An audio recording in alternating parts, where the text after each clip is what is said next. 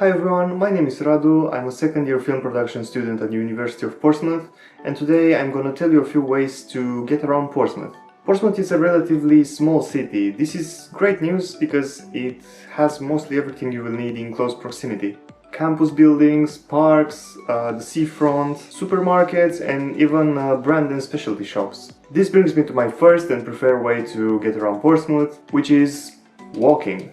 Yeah, you've heard it right, walking. All of the important places in Portsmouth are totally in walking distance. This means less than 30 minutes from the campus area. Grocery shops and supermarkets such as Lidl, Tesco, Asda are also conveniently located 10 to 20 minutes away from the campus area. And as a plus, walking for more than 30 minutes a day is also a health habit.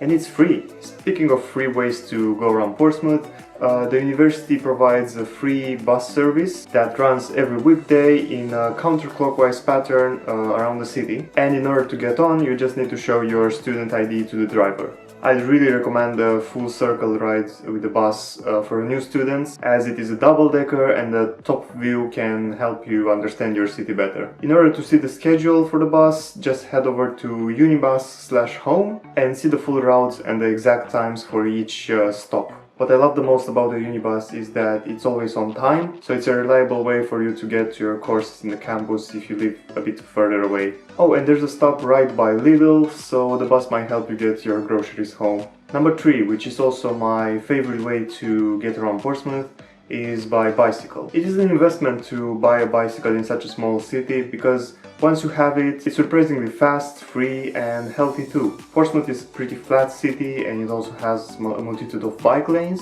If you decide to buy a bike, you can find offers on Gumtree or Facebook Marketplace. Also, invest in some decent locks. My advice would be to get one D-lock and one heavy chain lock. And try to lock both your wheels and the bike frame to the bike racks. Keep your bike safe and most importantly keep yourself safe by having good lights, a high-vis jacket and yes, even a helmet. Next up, buses. I haven't used the buses personally in Portsmouth. Just remember that in the UK all the bus stations are request stops. Yes, even the Unibus. This means that you need to stick your arm out when you see the bus coming, otherwise it will drive straight past you.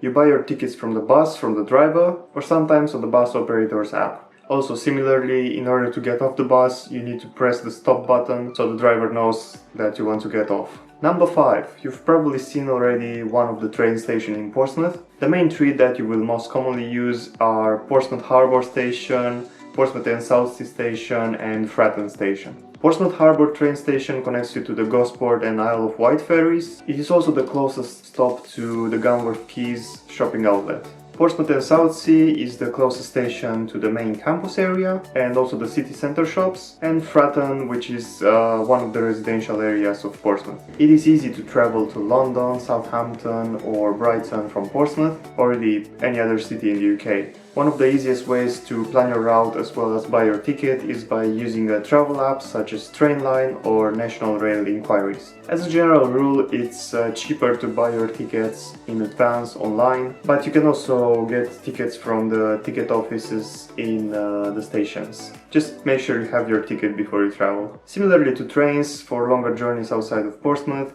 I'd encourage you to check out the coaches. There are 2 established coach companies that run from Portsmouth. One of them is National Express and the other one is Megabus. Again, you can plan your journeys and buy the tickets from the company's websites. As a rule of thumb, coach rides also tend to be much cheaper than train rides, but also slower, so weigh your options. Number 7. After a long night at a club or at a friend's place, a taxi is your best and safest option. There are a few options in Portsmouth, but the most popular taxi-like service is Uber.